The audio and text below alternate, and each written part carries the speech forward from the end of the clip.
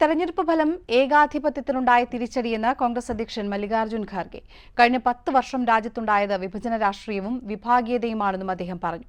രാഹുൽ ഗാന്ധിയുടെ ഭാരത് ജോഡോ യാത്ര വൻ വിജയമാണ്. ഇന്ത്യ സഖ്യം തുടരുമെന്നും അദ്ദേഹം കൂട്ടിച്ചേർത്തു. കോൺഗ്രസ് പാർലമെന്ററി പാർട്ടി യോഗം ചേരുകയാണ്.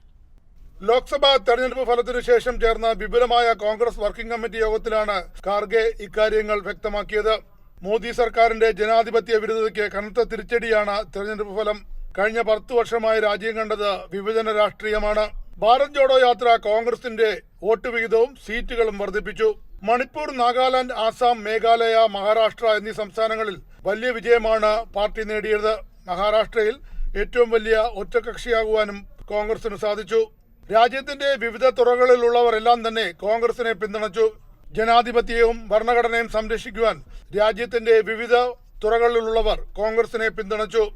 ന്യൂനപക്ഷം, SC, ST, OBC വിഭാഗങ്ങളിൽ നിന്നുള്ള വോട്ട് ശതമാനവും കോൺഗ്രസിന് കൂടുതൽ ലഭിച്ചു. ചില സംസ്ഥാനങ്ങളിൽ കോൺഗ്രസിന് പ്രതീക്ഷിച്ച വിജയമുണ്ടായില്ലെന്ന് മല്ലികാർജ്ജുന ഖാർഗെ പറഞ്ഞു.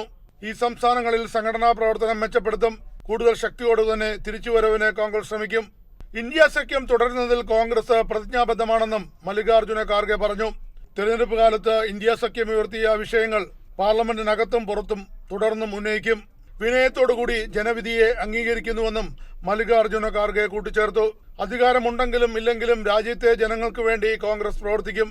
ഇന്ത്യ മുന്നണിയെ പിന്തുണച്ച എല്ലാവർക്കും കോൺഗ്രസ് അധ്യക്ഷൻ നന്ദി പറഞ്ഞു. National desk, Jaihind news.